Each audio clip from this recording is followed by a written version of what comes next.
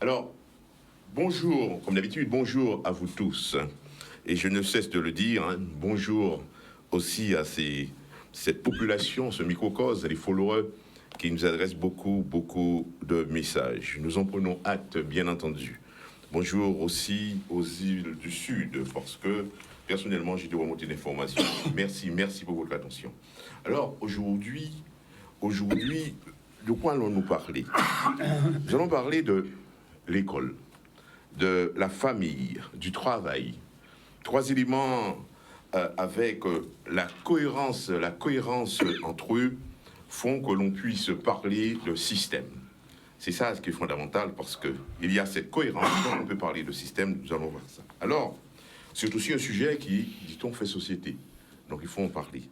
Alors, qu'en dire de l'école? Qu'en dire de la famille? Qu'en dire du travail? Et de l'évolution dans le temps. Qu'en dire de la cohérence du système pour la stabilité et le bien-être de notre société?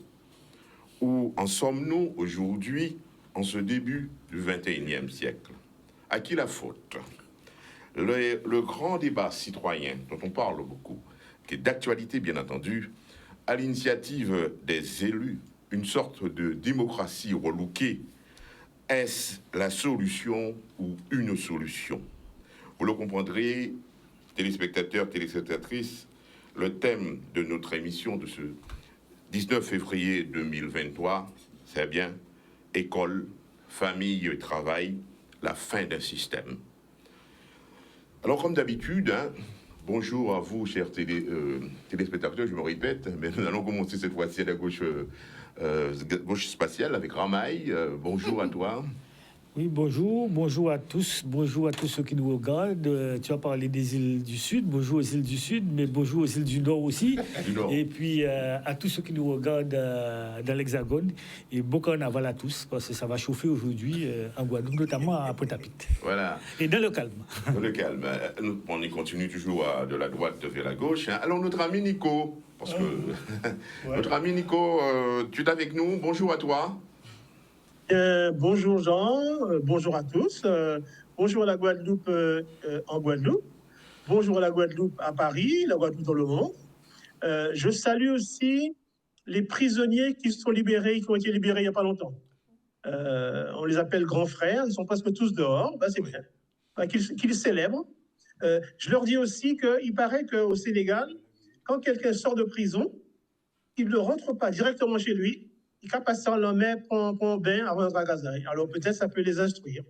Ah bon, bien tu as entendu, mais faut-il souligner quelque chose? Très souvent, on voit des personnes qui sont arrêtées ici, qui sont conduites peut-être en métropole, ou en France ou encore à la Martinique. Et quand ils sont libérés, on ouvre la porte de la prison, sorti. Alors peut-être, il y a un problème peut-être de droit, de défendre ses droits. Vous savez, là, on pense qu'il a mené, ouais. Donc c'est une parenthèse. Donc si vous arrêtez en Guadeloupe, il faut que du bailleur du Nord, quand on ouvre la prison pour vous libérer, il faut que vous demandiez que le service de, je ne sais pas, le compense pour probatoire, je pense, vous donne un billet, contre des mètres pour vous donner un billet, ou bien vous ne sortez pas, vous restez à l'intérieur. Comme ça, il faut trouver un billet pour vous ramener où vous allez trouver. C'est de droit. Voilà.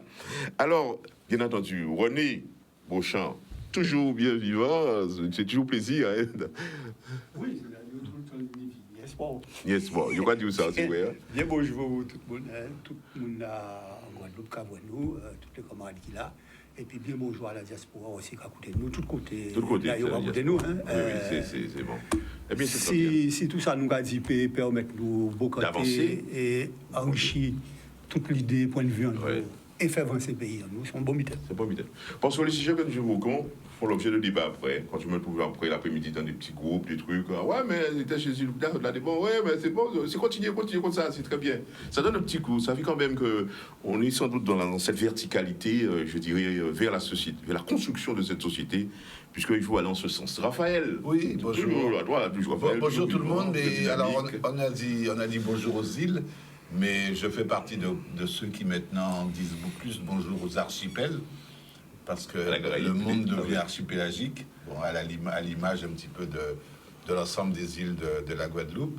La terre se marie, se lie, et donc ceux qui arrivent par ici a une répercussion par ailleurs, comme on dit, hein, cette fameuse interdépendance, cette reliance qui fait que tout le monde devient solidaire et que personne n'est une île en fait, mais tout le monde est un archipel. Donc avec une dimension, une résonance qui à chaque fois permet à nous, en tout cas, à quelque chose de converger. Et je pense qu'on y participe par nos réflexions. C'est très bien, nous aimons bien entendre cette version, ce discours-là. Vous savez que sans doute les téléspectateurs aussi aiment ça, parce que quelque part, ils comprennent bien que la Guadeloupe, c'est pas la Guadeloupe seule, c'est dans l'interdépendance. Il faut concevoir ce territoire dans les liens avec, je dirais, le global, et surtout bien gérer le local pour que, même si le global a des imperfections, des turbulences, que nous puissions quelque part passer à côté. C'est la voie d'un territoire. Mais selon la manière dont on voit le territoire, on est tous, c'est ce qu'on disait le jour, on est tous un territoire pour l'autre. Et donc, il y a dans cette altérité-là, il n'y a pas de réflexion d'un petit par rapport à un grand. Il y a le local rejoint le global impacte bien sûr le local. Et quand le local ose dire quelque chose, c'est pas simplement enfermé dans une insularité ou une double insularité, c'est quelque chose qui, par définition, a une dimension pour atteindre l'universel. C'est bien dit. Élément d'appréciation. Bon. Alors, messieurs, comme d'habitude, comme d'habitude, comme on dit, nous avons connu une période, je dirais, de mobilisation sociale, enfin, autour de la question de l'énergie, de EDF. Maintenant, alors, il y a eu un accord. Que pensez-vous, monsieur Ramaille? Cet accord EDF, c'est attendu. Ah, mais de toute façon... Et peut-être tout est réglé, je ne sais bien, vous allez me dire. Il faut bien qu'il y ait accord. Il y a un problème, il y a eu des mouvements, et puis il faut bien arriver un jour à une conclusion, et à une sortie de crise. Mais je serais tenté de dire tout ça pour ça, parce que on a quand même, la Guadeloupe a souffert de ce moment difficile pendant la grève d'EDF, comme on le disait la semaine dernière. On a eu quand même des Guadeloupéens qui ont laissé leur vie à cause de ce problème-là. Et puis l'économie, les particuliers, les entreprises, tout le monde a souffert. On a vu la Guadeloupe à genoux une fois de plus. Et bon, maintenant, le bon sens a triomphé. On a pu avoir un accord. Je ne connais pas le contenu exact du protocole d'accord, mais je suppose qu'il y a eu de la concession de part et d'autre pour arriver à une finalité et arrêter cette perturbation qui faisait beaucoup de tort à la Guadeloupe. Et puis, bon, j'ai entendu par exemple qu'il y a eu une partie des points qui étaient à l'ordre du jour qui seront traités par la justice. Je me demande comment il n'y a pas eu de bon sens dès le départ pour au moins pousser les points à traiter par la justice, par le prud'homme. Ces points-là n'ont pas été tout de suite, comment dirais-je, mis devant la justice pour ne pas avoir autant de points à régler et qui, en fait, en finalité, 60 jours après, on se rend compte qu'il fallait passer devant la justice pour régler ces points-là. Les autres points, bien entendu, il y a toujours des points à régler entre patrons et salariés, ce qui est tout à fait normal. Maintenant, je ne pense pas qu'il fallait aller à tout ce tracas, tout ce désordre pour arriver à 60 jours après, à presque, je dirais, ce qu'on aurait pu faire dès le départ et peut-être même éviter la grève. Voilà, c'est la solution, hein, vraiment, c'est que l'ensemble des questions trouvent des solutions.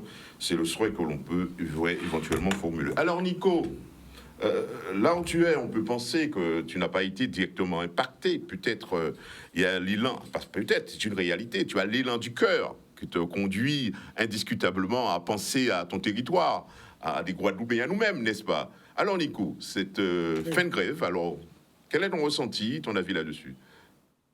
Deux choses. La première, c'est comment faire pour empêcher une grève.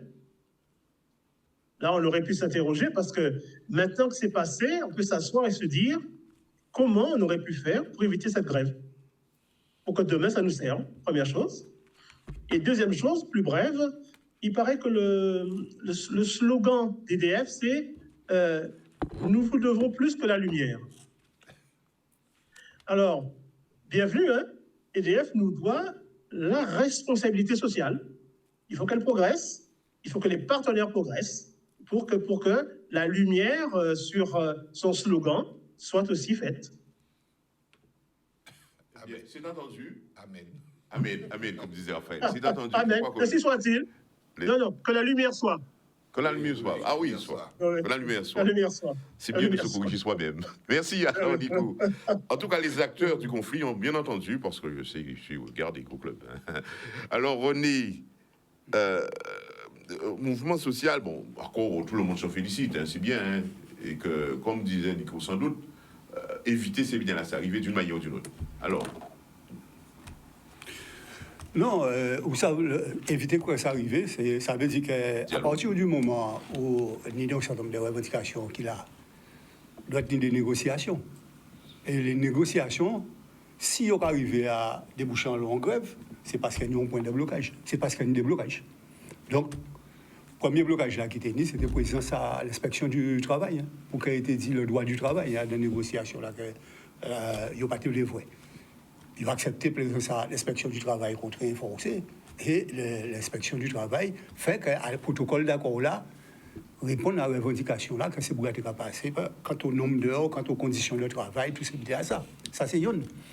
Deuxième problème là, c'était problème à indemnisation à ces bougas, les heures qui étaient faites en plus, tout ce qui est à ça. Où il a demandé à la question là, ça que peut-être ni des négociations qui étaient faites de manière plus vite que ça. Hein. C'est-à-dire aussi, d'un côté, à l'EDF, il a avancé ensemble, les grévistes ont avancé ensemble, et les négociations ont abouti à ça qui a abouti là. C'est-à-dire qu'en l'habitude à ça, on constate de désaccord, et pour régler les désaccords là, il faut aller devant un tribunal administratif. C'est tout. Hein. Bon. De même qu'en ce qui a concerné les gens qui atterrissent, et qui, pour la plupart d'entre eux, c'est des bouts qui ont au niveau d'ingénieurs, hein, pour de formation et autres. Là aussi, il te peut régler de manière très claire. Et ça, c'est en toute limité à l'éducation, à l'éducation nationale et tout ça. Si on a ces besoins-là, ça, et qu'on apprend ces mondes-là, ça veut dire que petit à petit, on peut intégrer dans le cadre d'un plan d'intégration, de façon à titulariser. Donc, ça aussi, c'est des négociations sociales qui permettent d'arriver à ces situations-là, ça, sans pour autant qu'il y ait un blocage au départ. Donc, si vous voulez moins, et là aussi, le nombre de monde, etc., eh bien, ça qui arrive devant le tribunal administratif, de façon à ce qu'il y ait un de droit. Donc, à niveau là, ça, c'est pour ça qu'on a dit qu'en Guadeloupe, nous avons un problème dans le dialogue social. À dit ça d'abord, dans l'éducation nationale, nous tenons des cas pas, nous tenons ces vidéos, ça, et malgré ça, le dialogue social, pas de cas abouti si pour pas entrer en mouvement à un moment donné. Ça qui veut dire que dans le dialogue social, souvent, ni un problème qui nie, c'est que vous voulez imposer aux mesures qui prennent de l'autre côté pratiquement par la contrainte. Ça qui a fait que ça a mené à des situations de tension et ça a mené en Guadeloupe, puisque pour l'autre côté, ça a mené à des mouvements qui parfois durs. Très dur. Vous voulez, comme on disait la fois dernière. Ça on a dit quand même, hein, c'est que par rapport à couple ou de courant, par rapport à... Pas de jeune extraordinaire à monde. Jusqu'au dernier moment où on fait des coupures qui étaient durées à 9h, des délestages de 9h et tout ça. Les petits délestages là de 1h, 1h30, bon, ça a bien été gêné, mais ça n'a pas été posé aux grands affaires à problème. À partir du moment où il y a des délestages plus importants, effectivement, ça a créé bouleverse à nos sociétés. Et c'est justement parce qu'il y a bouleverse ça a créé que les négociations aillent plus vite.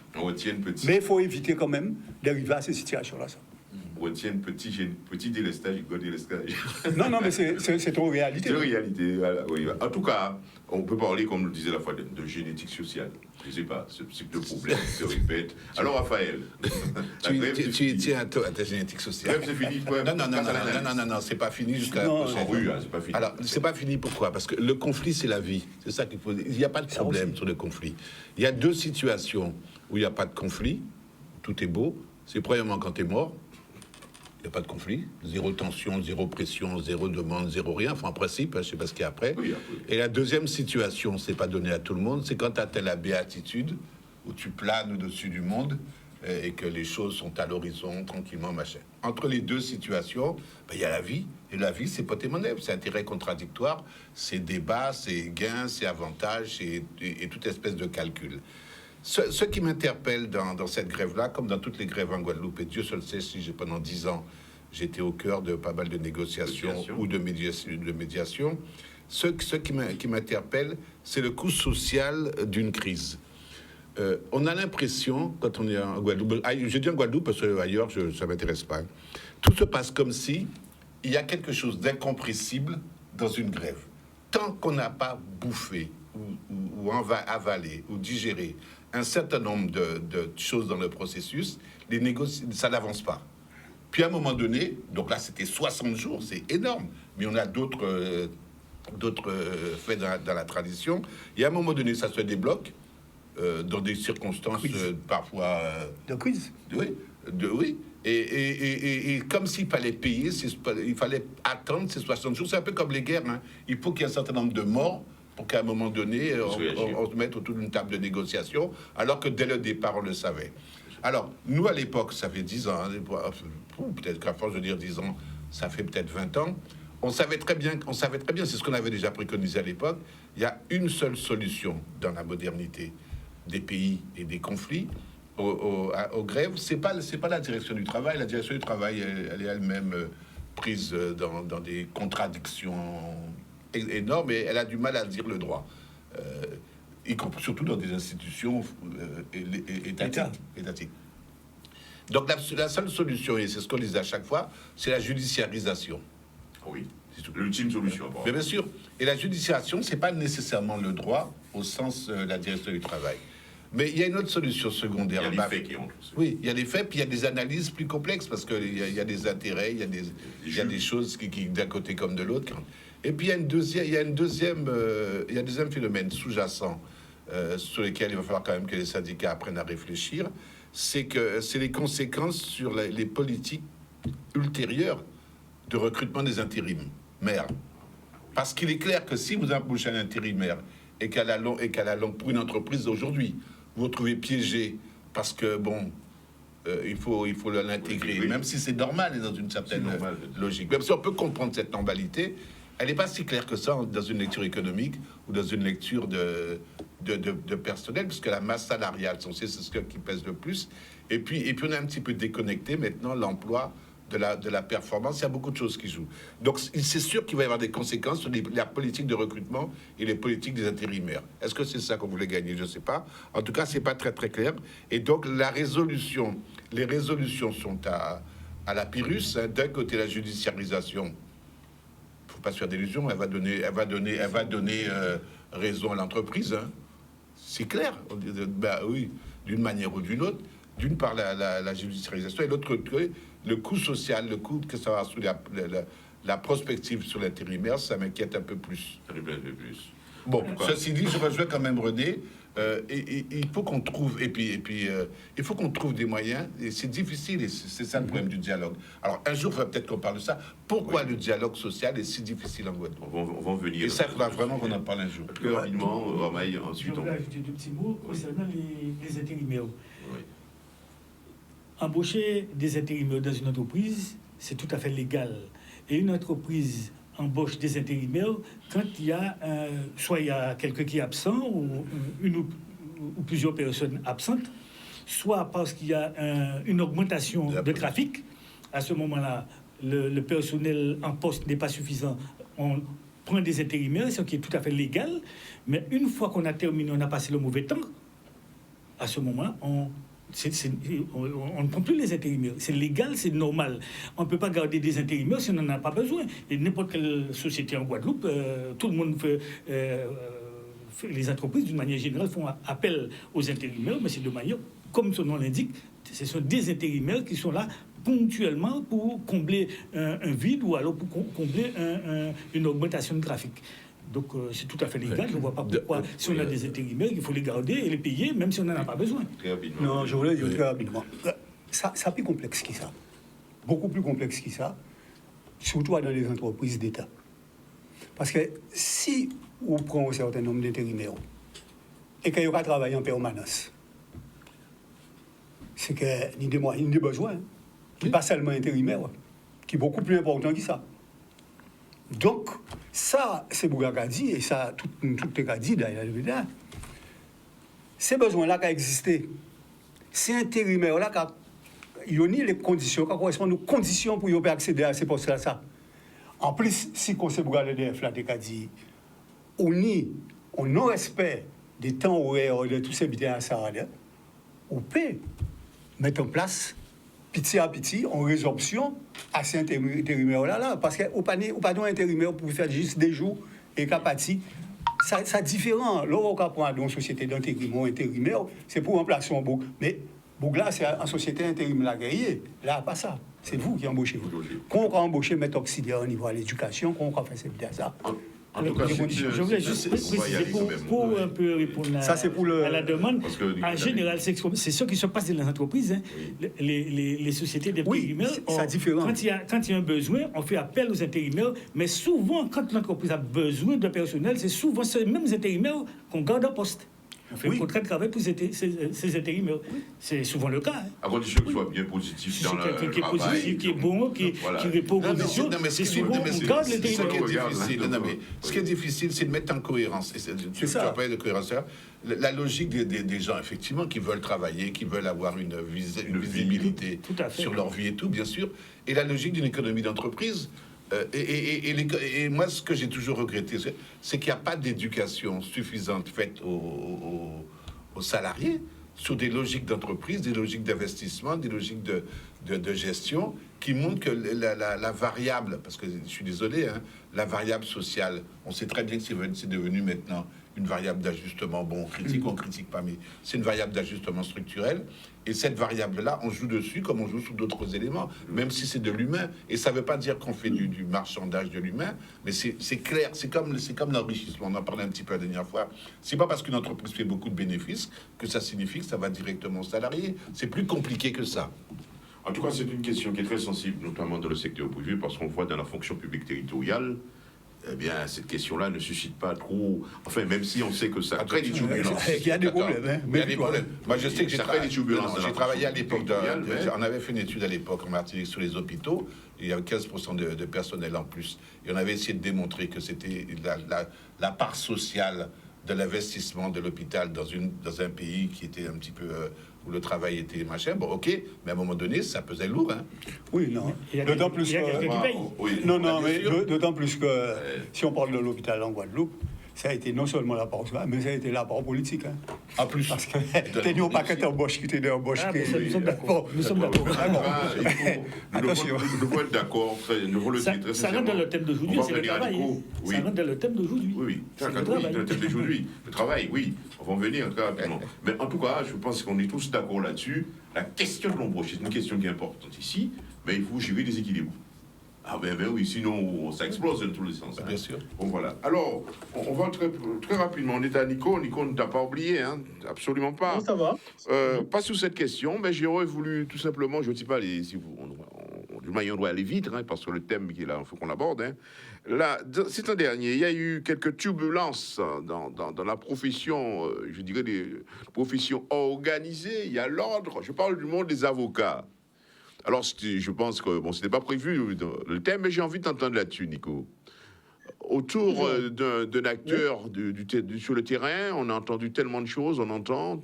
Alors, par-delà les fantasmes, parce qu'il y a beaucoup de fantasmes, cette affaire-là, hein. La réalité de cette profession-là, c'est qu'il y a un outil qu'on appelle convention d'honoraires, qui, à mon avis, doit se généraliser. C'est-à-dire que quand vous allez chez votre avocat, il faut signer une convention d'honoraires dans laquelle il dit ce qu'il va faire, il dit ce que ça va vous coûter, vous êtes d'accord, vous n'êtes pas d'accord, vous êtes d'accord, vous signez et vous partez. Bon. La question, c'est que c'est deux questions. Premièrement, quand il n'y a pas de convention d'honoraires écrite, on est dans le hors-piste. Et c'est l'occasion de tous les excès, de toutes les pressions, de toutes les incompréhensions. La convention d'honoraires est obligatoire dans le métier d'avocat. Mais le problème, c'est qu'il n'y a pas de sanction, qu'il n'y a pas de convention. Donc, je pense que c'est ça le problème. C'est un accord dans le secret du cabinet et il faut que les avocats et ceux qui s'y rendent conviennent que tout est inscrit dans la Convention et on applique la Convention. On évitera beaucoup d'incompréhension, beaucoup de problèmes, beaucoup de mauvaises intentions de part et d'autre. Par contre, pour ce qui est des gens, de bâtonniers qui a été mis en examen, tout ça, moi j'invite les gens à rester calmes. Le bâtonnier, pas plus, mais pas moins que les autres, est innocent. Et c'est la justice qui dira, et non pas la police, qui dira ce qui s'est passé. Mais la règle générale, c'est la convention d'honoraires. Donc, Guadeloupéens, si vous allez chez votre avocat, demandez aux conventions d'honoraires, pour M. Pédi ou Madame Lati, qui est fait bon, qui prise à écouter, hein, pour quel délai, qui travaille, et on nous signe ça. Pour ça, nous sommes d'accord. Hein? Et ces accords-là, il faut nous respecter, faire respecter de part et d'autre accord. Voici ce que j'ai à dire, surtout sobrement cette question-là. Merci de ta réflexion. Je pense que tu as été entendu. Alors, s'il y a des réactions là-dessus? Oui, je pense que tous les ordres doivent avoir à un certain niveau leur propre police. Oui, c'est pas le cas. Moralité. Il y a beaucoup d'affaires juridiques en Guadeloupe. Moi, j'en connais un tas de gens qui viennent te voir, qui viennent te dire des choses par rapport à des divorces, par rapport à des choses. Et il y a beaucoup de magouilles. C'est vrai, je le dis, c'est vrai pour les avocats, c'est vrai pour les notaires, à telle enseigne qu'à un moment donné, on voulait supprimer cette profession, Macron. Et donc, il y a nécessairement à faire une police que les ordres, au premier niveau. Mais ils ne le font pas parce que comme ils se couvrent tous, d'une certaine manière, c'est comme l'ordre médical, c'est comme un truc comme ça, ça peut se comprendre en termes de corporation, ça ne se comprend pas en termes de justice. Donc, avant que la justice soit saisie, il y a quand même auparavant peut-être des régulations à mettre en place à l'intérieur même des professions. Oui, une précision. Non, c'est bon. Non, alors que ça une précision. Non, ça. Juste une précision. C'est tout à fait juste et correct. Oui. Moi, à on dentiste, il a gardé qui travaille, il a fait. Il a fait on devis bon, moi, il a fait un butin et nous a signé en base. Bon, il savait qu'il a passé par la sécurité sociale, etc. Et moi, on y a payé. Et il a travaillé, moi. C'est petit bout, même butin là. Mais occasion butin, c'est que moi, de manière générale, parfois, on paie tous les ordres. Tous les ordres et toutes les confréries. Ouais, parce que les ordres et les confréries, généralement, au bout d'un moment, il y a une corporatiste et protecteur de la corporation. Et il y a une des réactions qui n'est pas toujours très juste. Bon, ceci dit, une enquête qu'a fait, ça on peut par contre regretter, c'est que souvent, avant même, vous avez commencé par aller en garde à vue, mais la presse déjà savent quand il dit ces policiers-là. Donc ça a commencé à devenir inadmissible, parce que premièrement, on ne sait pas si c'est vrai, et tous ces journalistes à radio, information particulière qui bitent. Donc c'est en fait, ça vient exactement comme les réseaux sociaux, des fake news et des bitins qui partent en tous sens, ou pas foutis des faits quelquefois, ça fait mal aux affaires. Et puis il y a des fuites qui s'organisent, il ne faut pas exagérer. Ah ben oui, parce qu'il y a la police. Jean, une petite chose. Oui, Jean, rapidement. Jean, tu m'entends? Jean, deux petites choses rapidement. Jean, la première, c'est que quand il y a des conflits d'honoraires, on va dire que le bâtonnier, c'est la première instance, d'accord, mais tout de suite, en droit, l'appel, c'est la cour d'appel. Donc, il ne faut pas dire qu'il n'y a pas de contrôle, hein, puisque juridiquement, la cour d'appel est compétente pour les conflits d'honoraires. On ne le sait pas, et peut-être on ne l'utilise pas, mais sachez bien, dès que vous avez un problème avec votre avocat, des problèmes d'honoraires, l'appel, c'est plus les avocats, c'est la cour d'appel. Donc c'est une bonne nouvelle pour un ordre qui, lui, a prévu que la cour d'appel, c'est l'instance pour régler les conflits lorsque lui n'a pas réussi à le faire. Voilà donc une information sans doute importante à l'attention même, je pense, de l'ordre même, de la profession, le microcosme même des avocats. Soumettez aux clients cette fameuse convention d'honoraires. Parce que souvent, vous savez, quand les gens vont voir un avocat, ils sont un peu perdus. Et l'avocat même, il ne pas pouvoir donner le montant. Mais en tout cas, quand ça fait mal des fois. Dans les divorces. Donc, surtout dans les divorces et autre chose, dans les affaires. C'est scandaleux. Bon, et il y a aussi des jeux de tirés, et très souvent on voit ça, c'est dommage. Oui, alors, il y a peut-être il y a trois qualités, entre guillemets. la profession pour que les choses aillent mieux. Ceci dit, on a une loi avocat qui démontre l'affaire honnête, tout à fait sincère. Oui, il y a des avocats honnêtes. Et qui même qu'à traiter des affaires sans demander payer. Oui, il y a. Alors, il faut bien pas non plus ça y jeter. Pas tous les avocats. Il y a ceux qui ouais. sont peut-être, au regard de ce que disait Nico, qui méritent quand même qu'on monte les bretelles. Voilà, ça, c'est l'ordre qui doit la profession occuper. Alors, bon, messieurs, je pense que le moment est venu, quand même, pour nous d'entrer dans le corps de notre sujet. École, famille, travail, fin du système. C'est donc le titre. Alors, on sait que l'école, c'est un marqueur, je dirais, de la société. Ce n'est pas une banalité. Alors, qu'est-ce que vous en dire de cette école, l'école française en Guadeloupe, parce que c'est l'école qu'est-ce qu'il en dit? Parce que c'est un élément qui participe à la construction de l'homme, et impacte sur la famille, le travail, et la construction finalement de la société. Alors, dans une société, s'il n'y a pas d'école, eh ben, on n'arrive pas à former les citoyens pour pouvoir gérer la société. C'est la base.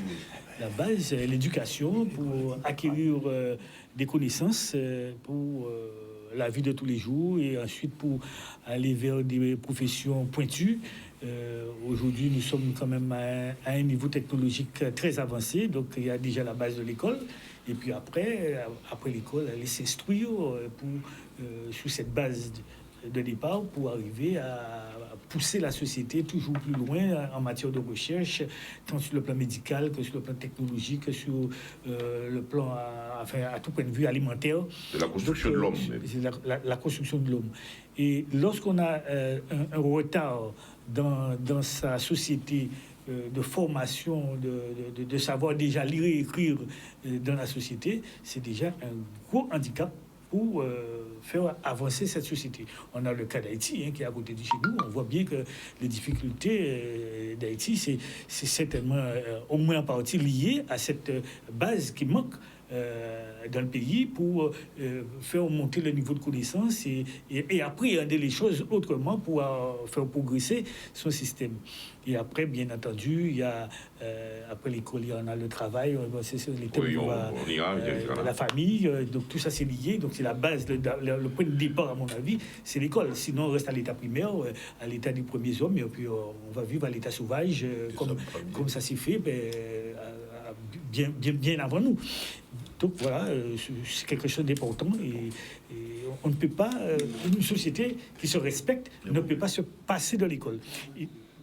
Pour parler de l'école en Guadeloupe, il y en a parlé de l'école française en Guadeloupe, mais c'est vrai que il y a pour chaque département, pour chaque coin et recoin de la France, il y a des adaptations à faire. On peut pas, à Lille, on peut pas, ce ne sont pas les mêmes manières de voir les choses qu'à Nice.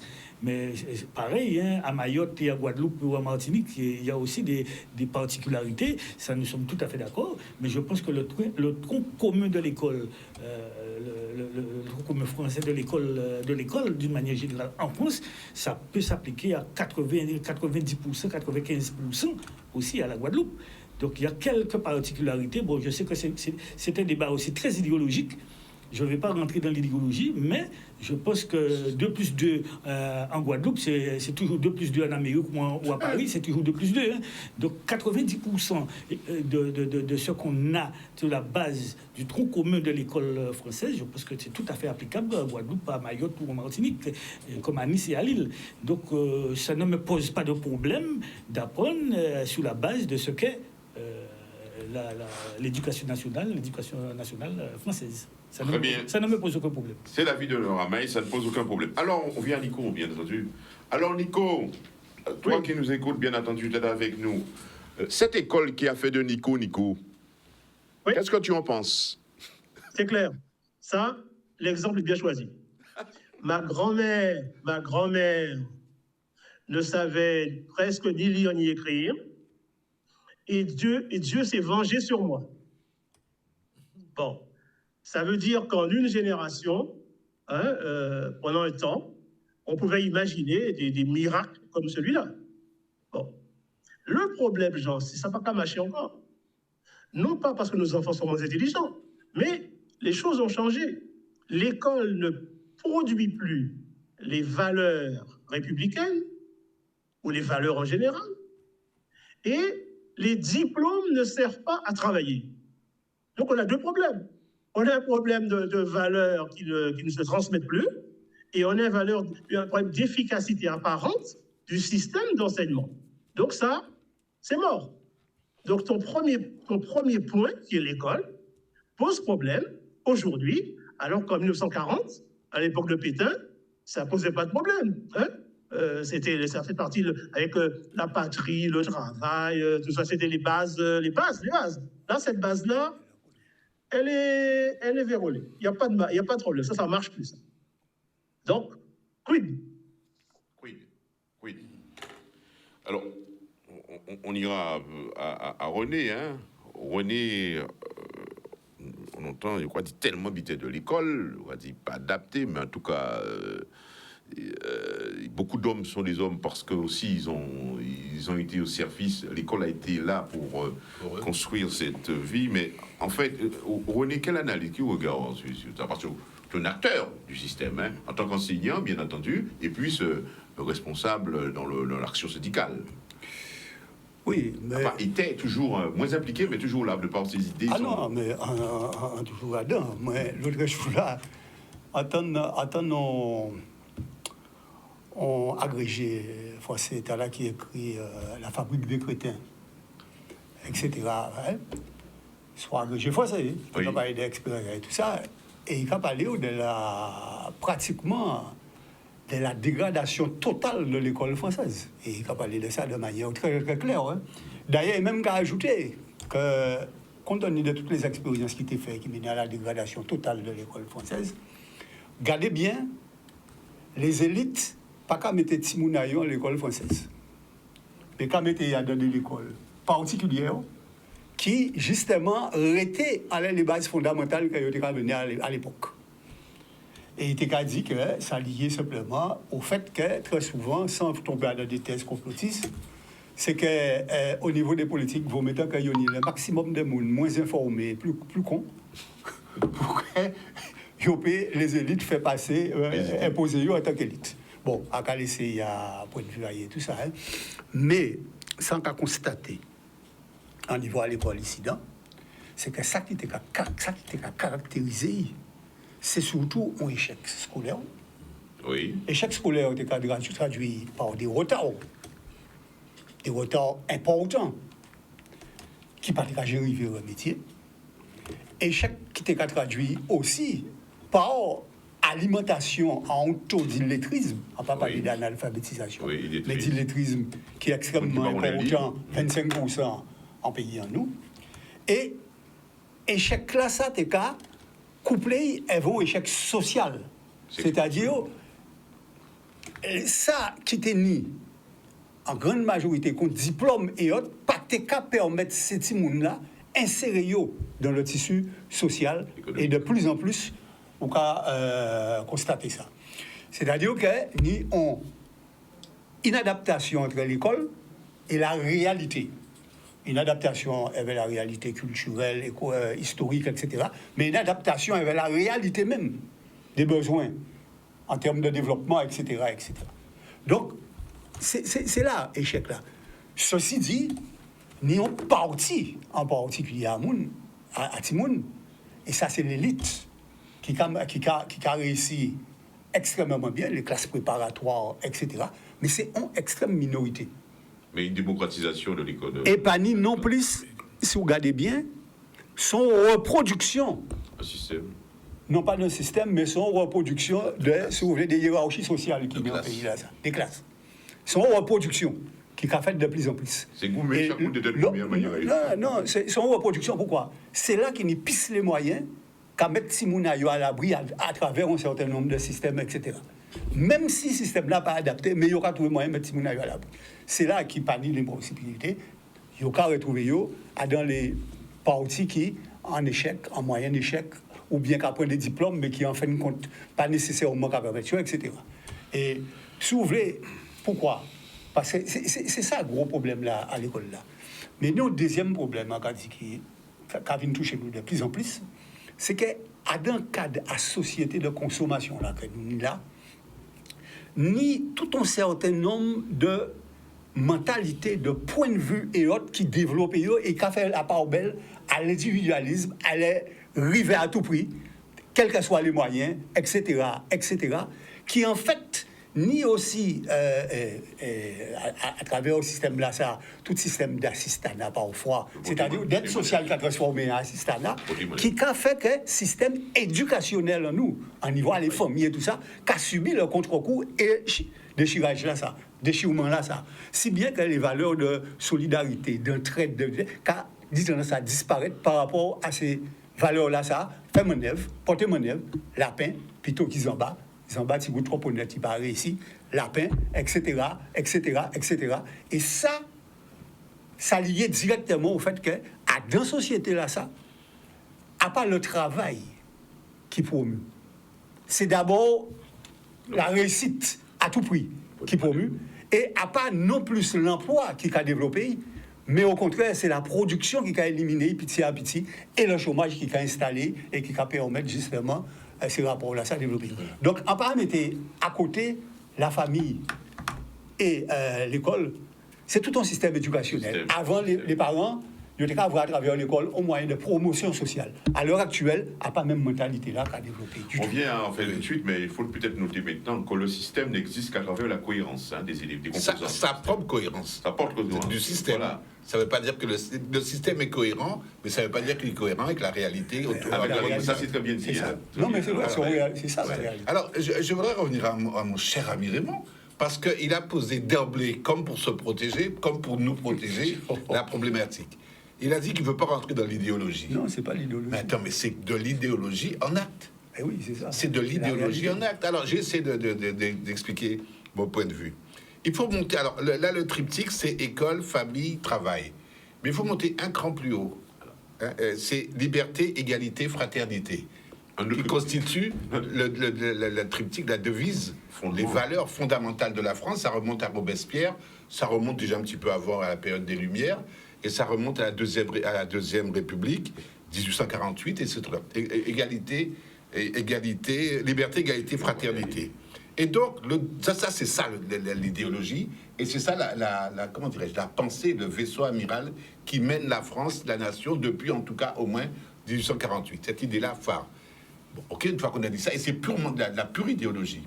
Une fois qu'on a dit ça, il faut instrumentaliser cette idéologie pour qu'elle se traduise en plan d'action. Et donc, il faut que l'idéologie soit déclinée en institution, oui. Et il faut qu'elle soit déclinée dans la dimension culturelle, pour qu'elle puisse se mettre en œuvre. Et en institution, ben, c'est l'école, c'est la famille, c'est le travail. Ouais. Donc, il y a le côté idéologique. Donc, c'est complètement idéologique. Et donc, si l'idéologie est atteinte à la première, par la mondialisation, le marché du travail, la concurrence, l'individualisme et tout ce que tu as dit, il est clair que les systèmes embarqués, les systèmes d'application, donc famille, école, travail, vont subir directement les contre-coups en décrochant les unes des autres. Alors le système décroche, le système qui est très bien lié, donc famille, école, famille, travail, et se déconnecte complètement, s'isole, chacun part à volo. Désagrégation totale, chacun part à volo. Je préfère dislocation. Parce que l'idée de dislocation est donc derrière le système qui supporte un peu tout ça. Et qui supporte quoi? La société, qu'elle renforce et qui la renforce. Et dans la société, la dimension sociale, qui n'est pas tout à fait la même chose. Tout ça implose ou explose. Et donc, on arrive maintenant à ce sentiment que l'école, il faut savoir l'utiliser, sinon ça devient une reproduction de classe. Mais ça n'a pas changé. L'école a toujours été un système d'écrémage, beaucoup d'appelés, peu d'élus. Mais c'était à l'époque, dans la vision napoléonienne, pour pouvoir former les élites de la nation. Sauf que maintenant, où c'est plus ça le problème. Le problème maintenant, c'est de garder pour certaines des rentes de situation. L'école s'est alignée dans la logique, non pas du système idéologique antérieur, mais c'est aligné dans les systèmes de l'économie marchande.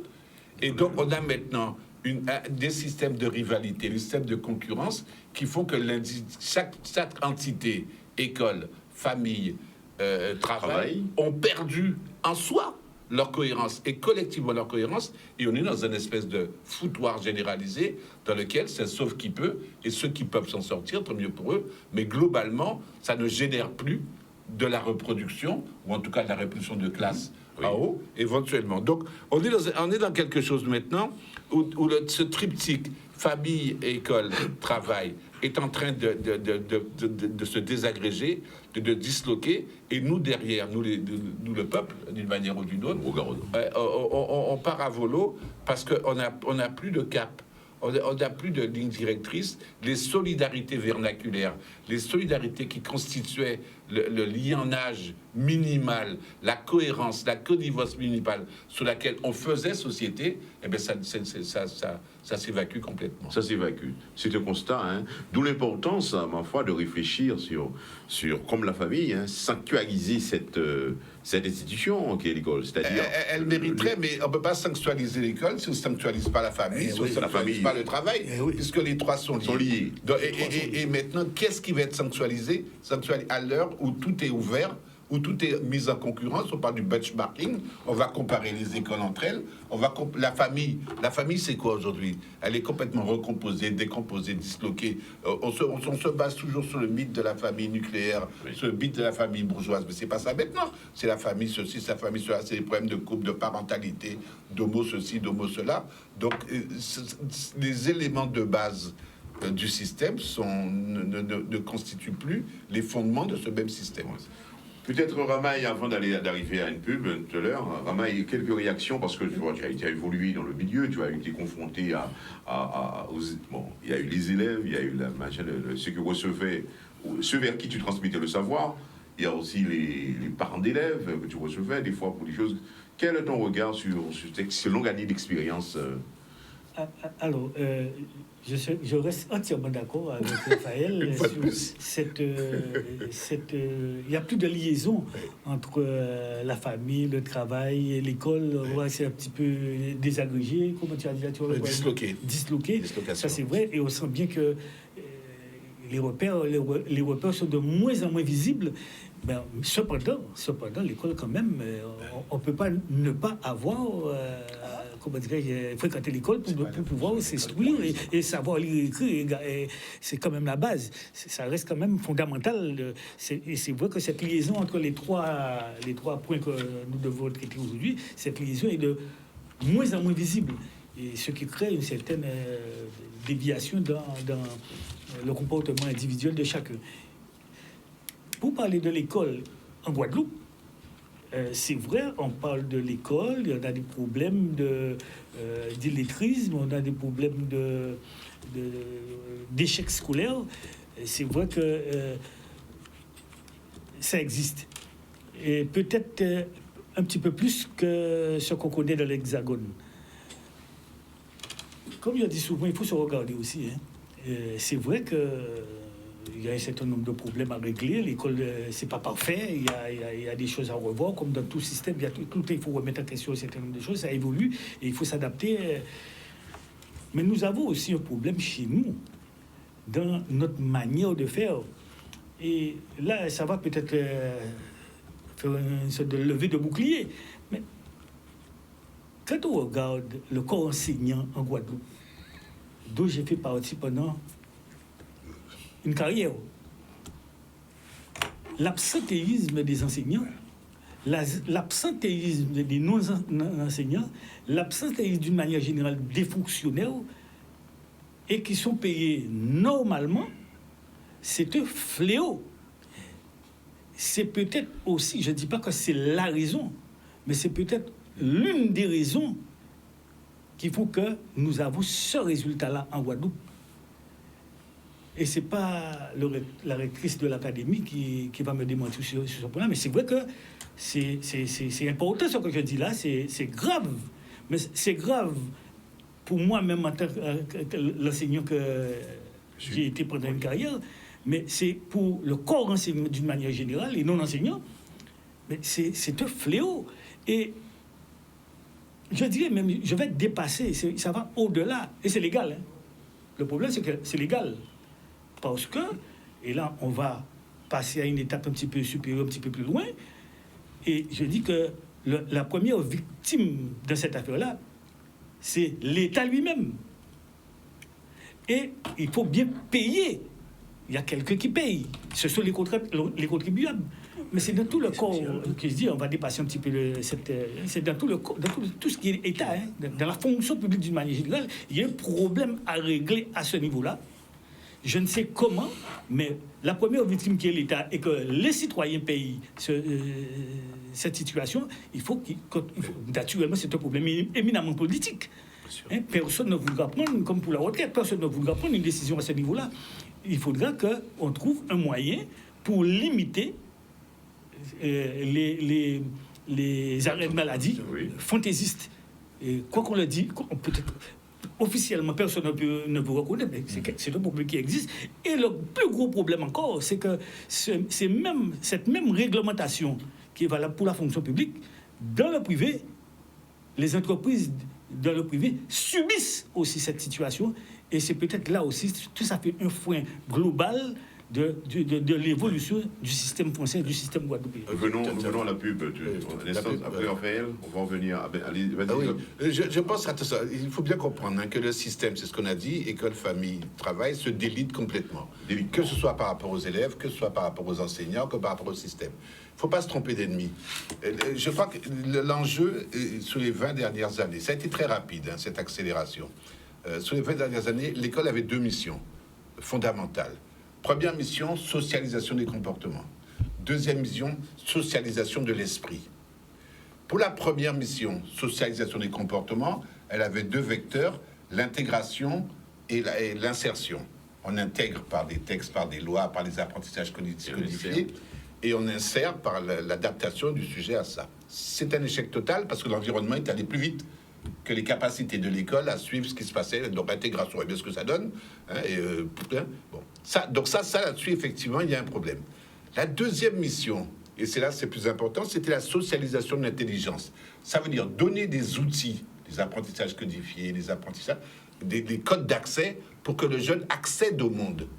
Or, qu'est-ce qui s'est passé? C'est que dans ce domaine-là, l'école a été mise en concurrence illégale avec d'autres moyens d'acquisition, d'autres moyens d'apprentissage, d'autres moyens de savoir qui n'ont pas été intégrés ou pris à l'école ou très difficilement pour avoir un ordinateur sur toute une histoire, pour avoir accès. Alors que les gamins peuvent apprendre, peuvent s'enrichir sans passer par l'école. Pour peu que les parents, effectivement, trouvent les martingales qui permettent de le faire. Donc ce qui est grave, c'est que l'école, comme amiral, comme vaisseau amiral pour l'accession à la société, c'est à la limite, il faut même pas aller à l'école si on veut comprendre comment le monde va. Bon, j'exagère, là, faut pas. Bon. Mais ça reste encore. Il suffit d'un contact avec un seul enseignant pour que le gamin s'en sorte. Hein. On va revenir après, on va réagir tout à l'heure parce qu'il y a René, il y a aussi également Nico. C'est la fameuse question de l'école à reculons. Alors, on me fait signe une page publicitaire. Nous revenons à vous, chers téléspectateurs, dans quelques minutes. Pour les chacun. Merci pour ce retour. Alors, je profite de la circonstance pour rappeler le thème d'aujourd'hui. C'est inscrit « École, famille, travail, la fin d'un système ». Alors, sur la question de l'école, nous nous sommes quittés avant la pub sur cette question-là. On va peut-être venir directement à Nico. Nico, tu es avec nous. Alors, les développements qui ont été entendus, n'est-ce pas? Quelle est ta réaction à propos? Alors, moi, je suis très intéressé par ce qui était dit. J'ai compris donc que l'école ne transmet plus les valeurs, donc elle a échoué. J'ai compris aussi que le travail, c'est un lieu un lieu qui est rare, hein, qui est devenu rare. Et en plus, le travail, non seulement c'est rare, mais il y a de plus en plus de travailleurs pauvres. Donc le travail ne permet plus aux gens de vivre. Donc ça veut dire que le travail qui était un lieu de prise de conscience, depuis Hegel on le sait, ça pose des problèmes. Dans une société où le lieu de la prise de conscience balbutie, c'est un deuxième problème. Le troisième problème, c'est la famille. La famille qui était, à mon avis, un lieu d'apprentissage ou d'exploitation de la solidarité n'est plus ce qu'elle est. Bon. Et puis, pour parler comme Pétain, la patrie, qui est un lieu de transcendance, n'est plus. Donc ça veut dire que au niveau spirituel, c'est mort, au niveau éducationnel, c'est mort, au niveau de la prise de conscience, c'est mort. C'est grave quand même pour une société. Alors, comme on n'est pas là pour faire l'autopsie, plus le diagnostic plutôt, moi, il y a des pistes.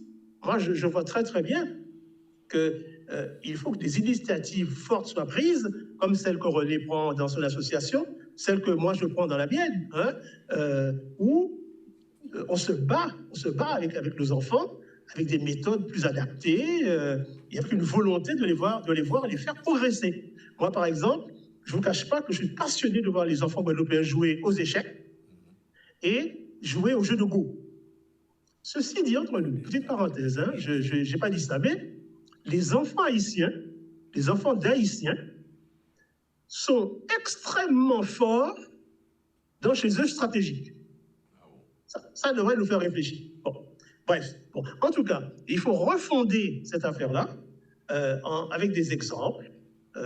Des exemples, les Moukagoumé pour être dans l'exemplarité. Il faut que les créateurs de ce pays soient là, les artistes, les écrivains, les cinéastes.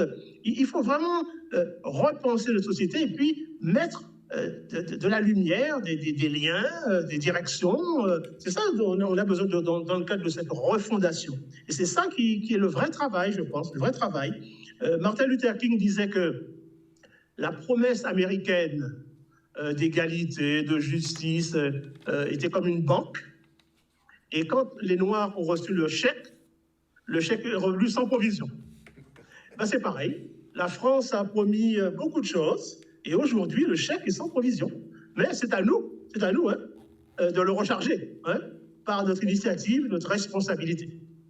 Voilà, c'est une analyse aussi qui a son sens. Alors, on vient directement à René localement à quelques initiatives en matière d'école, parce que pour accompagner l'existant, c'est pas facile. Le monde associatif s'y engage fortement.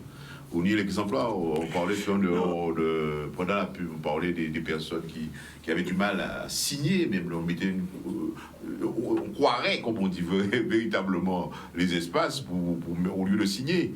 Alors, quelle réaction sur ça? Parce que oui, c'est-à-dire que, nous pas en même situation qu'à l'époque. À l'époque, effectivement, il y a le monde qui était carré qui mettait en croix, tout simplement parce qu'à l'école, quand l'école c'est un lieu de promotion sociale pour les parents et tout ça, mais que les parents étaient en difficulté, parce qu'il ne faut pas comprendre que les parents vivent bien à l'époque. Ils étaient à domicile.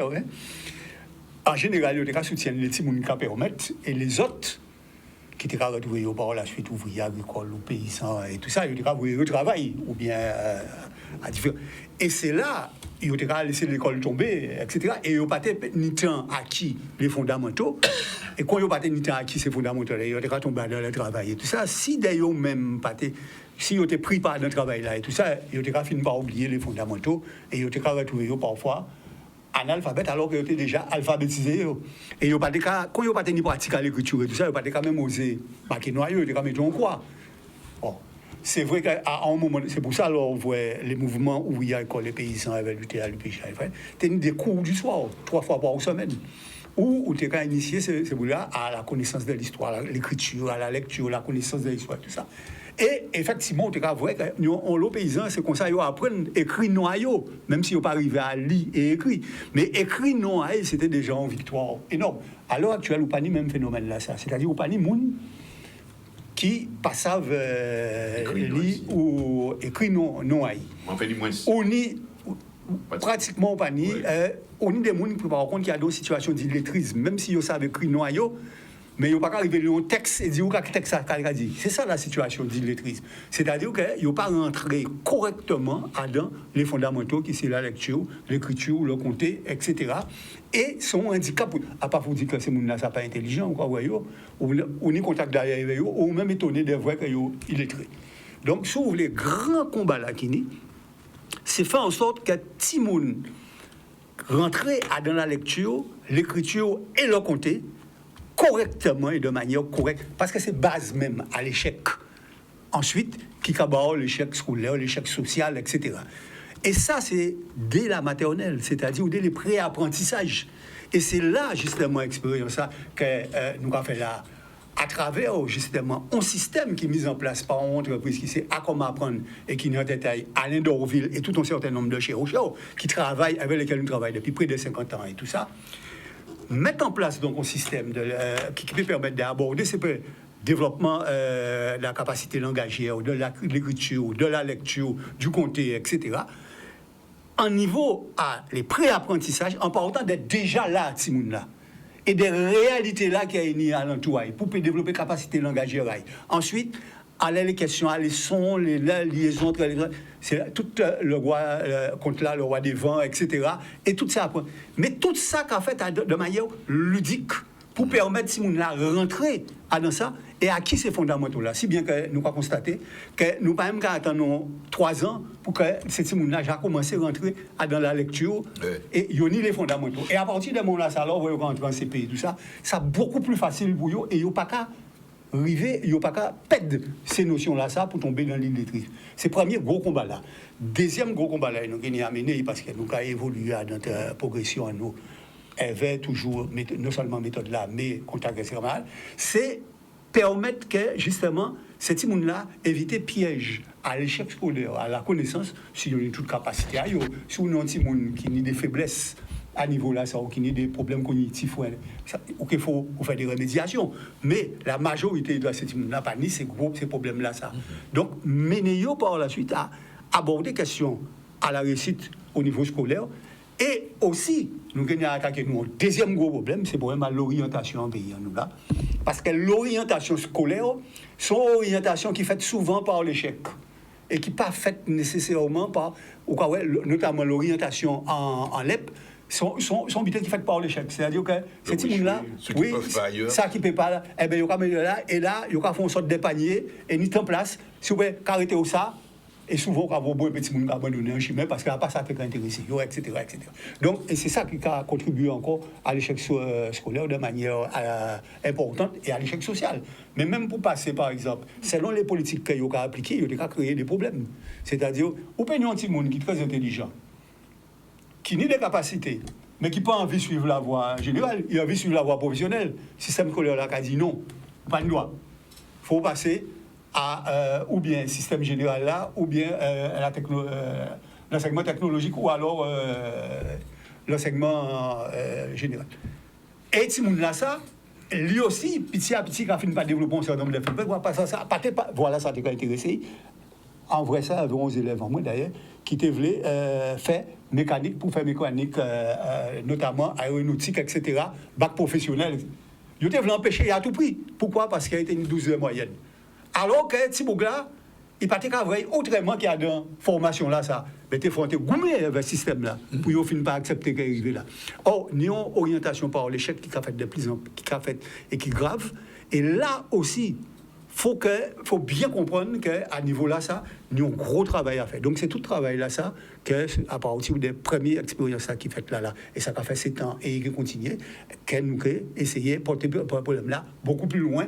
Mais à pas travailler moins, c'est travailler à tout ton équipe. En est à l'entour, moi, tout paquet de monde, depuis en beaucoup Max Dorville, qui était directeur à l'IUFM, en passant par José Martin, Jacques Jalton, etc. Tout un paquet de monde, sans compter ces gens-là qui travaillent dans le cadre à formation là, ça, et habiter à ça. Et à vie en moins, c'est travail là, ça, c'est expérience là, ça, c'est expérimentation là qu'il faut mettre en place, puisque les statistiques Jacques a montré succès à ces habiter là, ça. Et de façon, nous ne pouvons pas remplacer l'école française, mais de façon à influencer l'école en Guadeloupe, française ou pas, l'école en Guadeloupe, pour transformer à niveau à comportement, à niveau à prise en charge à ces gens-là, et ouvrir voie à piste succès à niveau là. Alors, on a bien compris, hein, des aspects de l'école, des aspects sont remis en cause, on le comprend. Hein. Alors, enfin, il y a réagi peut-être. Oui, bon, le travail d'Alain Dorville, il est en Guadeloupe, il est de notoriété. Hein. Moi, je connais Alain depuis 50 ans. Je pense qu'on a passé notre DESS en même temps. On était ensemble et il était déjà complètement branché sur sa vision. Et il est resté constant et il a des résultats fantastiques. Et il a dû se battre et il continue à se battre. Il y a une production de matériel. Il y a une production, il y a une traçabilité, il y a des évaluations. Donc, il n'y a rien, c'est zéro faute. Moi, je dirais simplement de l'extérieur. Quand je dis de l'extérieur, c'est en tant que psycho, mais j'interviens beaucoup dans l'école, plus auprès des enseignants, et de temps en temps maintenant, depuis 2-3 années, dans des lycées, dans des soutiens d'enfants, mais des soutiens qui ne sont pas des soutiens scolaires ou psychopédagogiques, ce sont des soutiens vraiment au niveau de l'estime de soi, des choses comme ça, parce que quelque part, ils ont été fracassés, disons, par la vie, hein, pas simplement par l'école. Alors, 3 choses. Le truc le plus important, les petites classes. Il faut absolument ancrer l'école sur le milieu. Absolument. Alors, c'est quoi le milieu? Il y a une définition qui n'est pas écologique, elle est claire, elle dit « le regard porté sur l'environnement en fait un milieu ». Donc, ça veut dire que les petites classes, l'enfant doit apprendre à partir des pratiques, des jeux, d'espaces publics, de trucs qui détiennent de son milieu, de son environnement, de son espace de vie, mais le plus concret. C'est très important parce que l'apprentissage, prenons l'histoire de compter. Tu apprends d'abord à compter sur tes doigts, après tu apprends à compter des serviettes, des torchons, après tu apprends à compter. Et ce qui compte, c'est qu'à la fin, la loi, tu saches compter. Et tu peux généraliser à tout. Donc il y a d'abord un apprentissage discrétionnaire, ensuite il y a des transferts dans d'autres domaines, après il y a la généralisation. Donc c'est important que tu partes de ton milieu, c'est la première chose. La deuxième chose qui est très importante pour moi, et on le voit au niveau des enseignants, c'est qu'à côté des compétences proprement pédagogiques des enseignants, il faut les soutenir et leur apporter des informations psychopédagogiques. Parce que les enfants, c'est complexe, c'est pas évident, et il y a différents systèmes d'apprentissage, il y a différents systèmes de sensibilisation à la connaissance, et les enseignants sont plus formés à la pédagogie qu'à la psycho. C'est très important qu'il y ait un accompagnement des enseignants, et ils le demandent, et parce qu'actuellement, il y en a beaucoup qui sont en souffrance, et surtout, il faut qu'ils s'accrochent dans la difficulté, parce que la difficulté, c'est leur domaine. L'apprentissage, c'est un combat. Mais c'est pas un combat gourmet comme on avait tout à l'heure avec des conflits, c'est un combat de subtilité, il faut pouvoir avoir de la stratégie, avoir de la patience et tout. Donc faire confiance aux enseignants, c'est fondamental, et partir d'eux. Hein, c'est pas la peine de partir de grands experts, etc. Il faut partir des enseignants, des enseignants, les savoirs déjà enregistrés. Il faut aussi surtout comprendre que maintenant, il y a une crise très importante autour de 14-15 ans.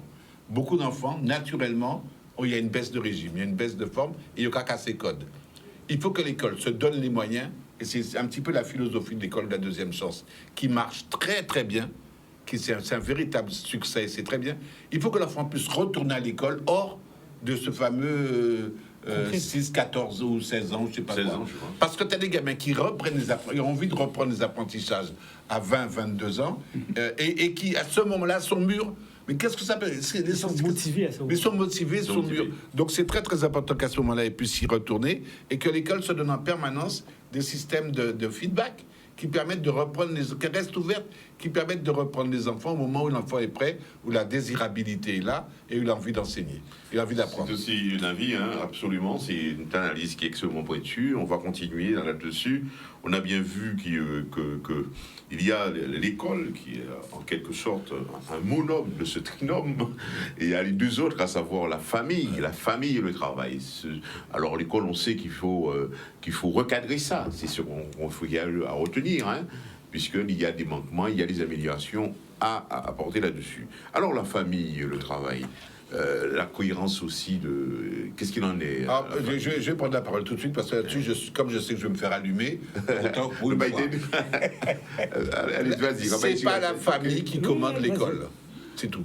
C'est la famille. C'est pas la famille qui commande l'école. Ça ne doit pas. Ça ne doit pas se faire. Ah ben, je crois que l'enseignant est maître et responsable dans son domaine. Il peut discuter, il peut échanger en permanence avec la famille, mais c'est pas la famille de donner des injonctions à l'école. L'école est un système cohérent. C'est une institution, et là, ça commence. Les enseignants ne sont pas plus fous que d'autres. Ils sont eux-mêmes parents. Quand on les laisse travailler, qu'ils rendent des comptes toute la journée, il n'y a pas de problème. Ça ne me dérange pas de rendre des comptes. Mais qu'on les laisse travailler, qu'ils ne soient pas pollués par des problématiques familiales. Mais les associations de familles, c'est démagogique. Parents d'élèves, tout cela, démagogique. Enfin, ils ne sont pas là aujourd'hui, mais quand même. Alors, Amaï. On va revenir à l'école. Les parents n'ont pas à assimiler, intervenir comme on voit aujourd'hui, qui vont un petit peu faire la loi.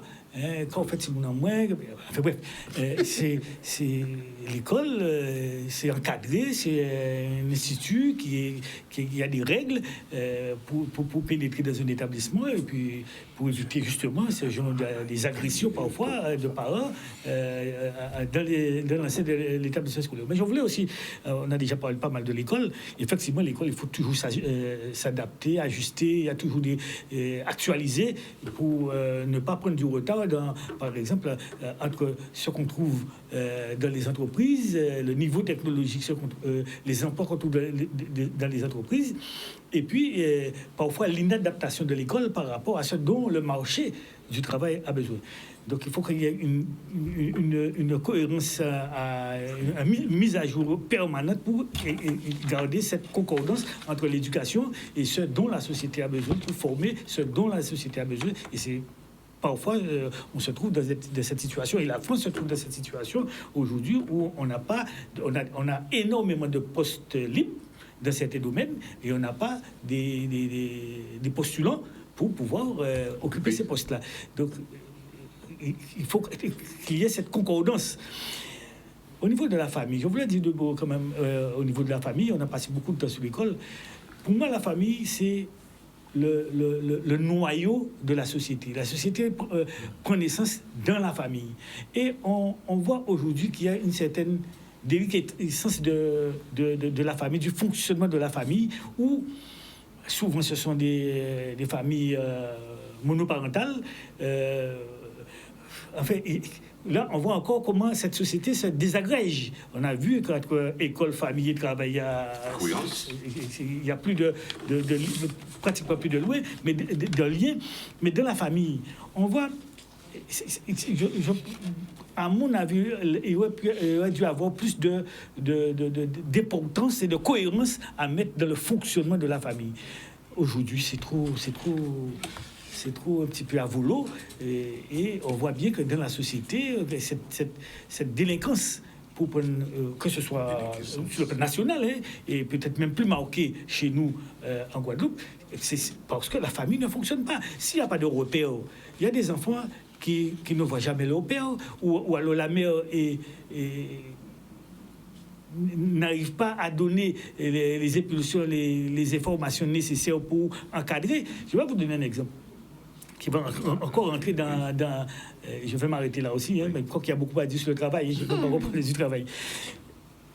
À l'école, le conseiller d'éducation de l'établissement convoque un parent pour la tenue vestimentaire de sa fille, qui n'est pas adaptée dans la cour.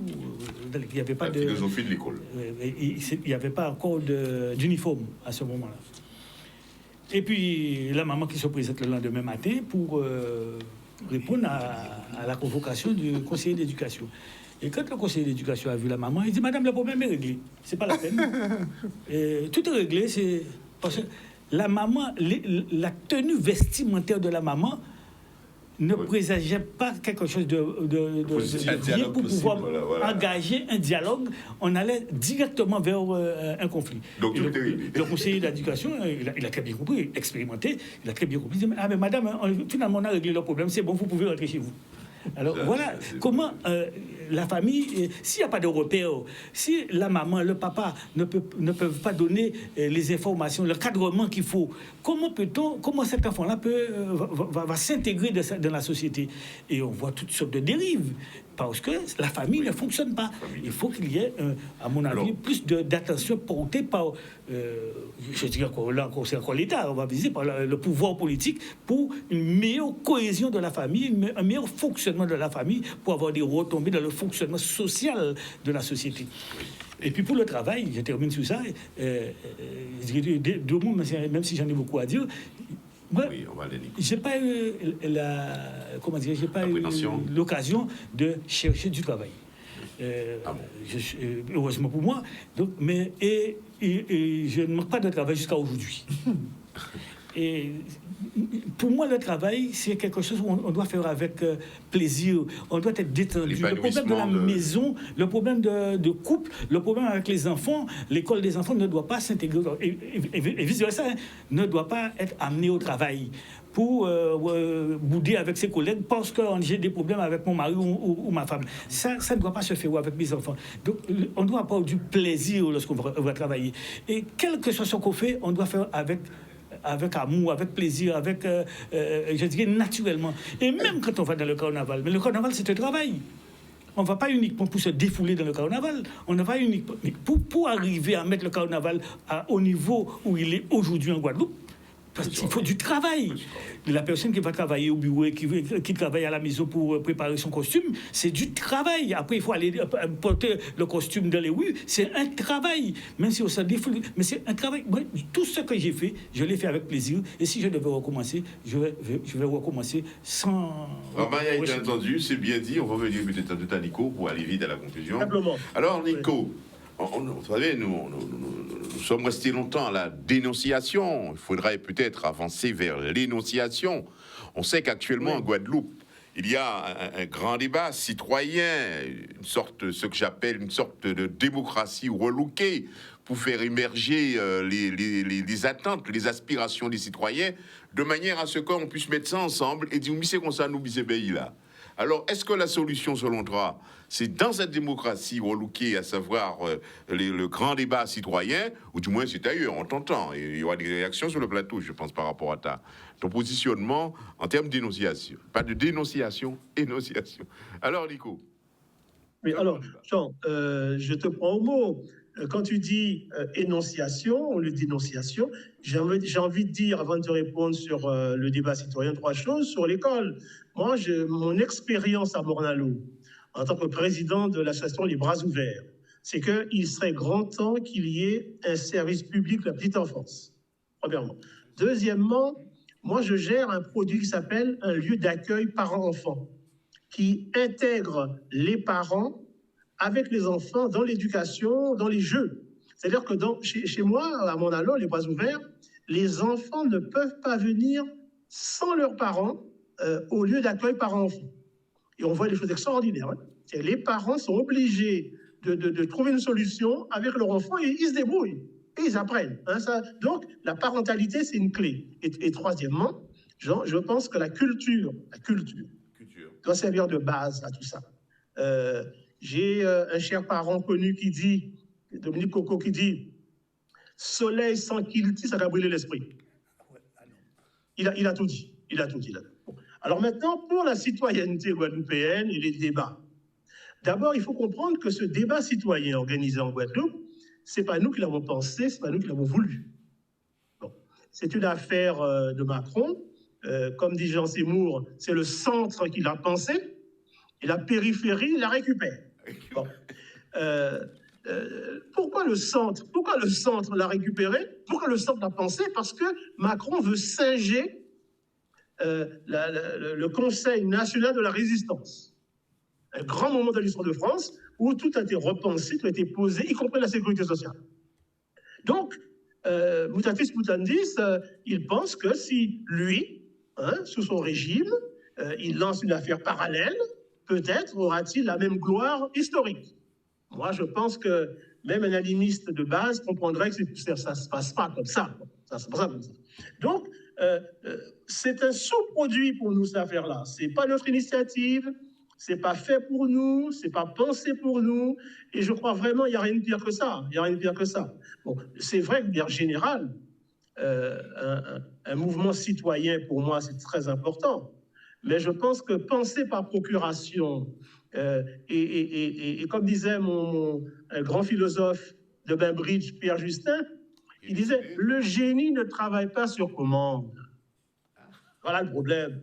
Si on veut mettre le génie guadeloupéen en avant, ce n'est pas sur commande qu'il va travailler. Hein. Il faut aller le chercher là où il est, lui montrer les chemins pour qu'il puisse penser par lui-même et pour lui-même.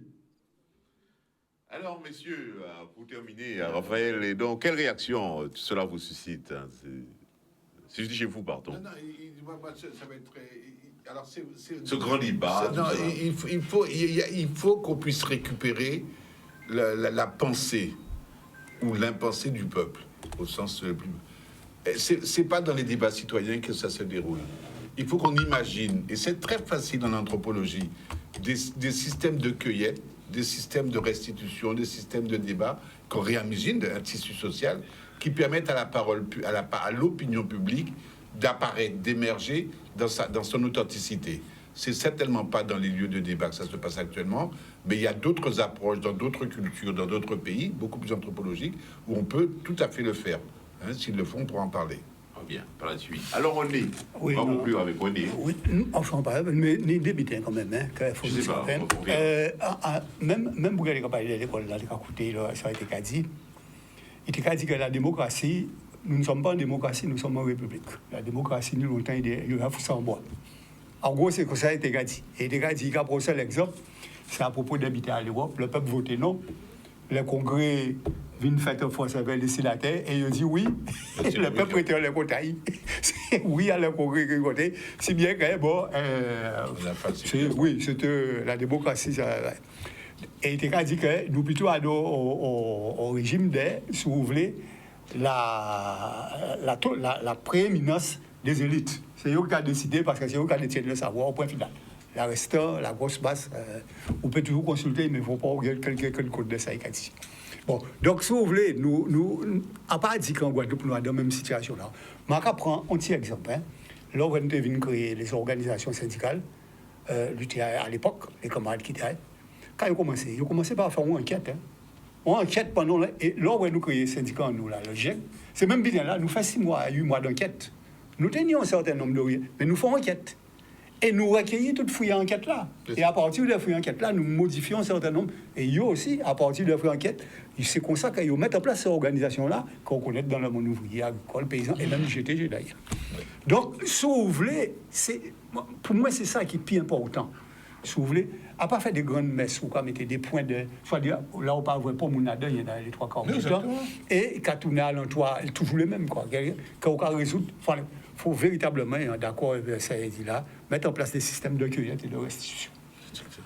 Alors, je crois que sur cela, on a bien dit, il y a à retenir sans doute quelque chose, c'est que dans ce trinôme, en quelque sorte, école, famille, travail, il y a, je dirais, la cohérence s'en est allée, il n'y en a pas, la fin de la cohérence. En tout cas, il y a un problème au niveau de la cohérence entre ces 3 bonhommes, si bien que cela pose problème et on s'interroge. Je crois que c'était légitime pour nous de s'interroger sur le système à travers la question qu'on s'est posée à nous-mêmes, la fin du système. Alors, sur ce, chers téléspectateurs, nous n'allons pas oublier de remercier la technique, en tout cas Yann, qui nous a très bien assuré une couverture extrêmement de haute qualité. Et nous vous disons donc, d'abord à vous, chers amis, merci. À Nico, où tu es, merci.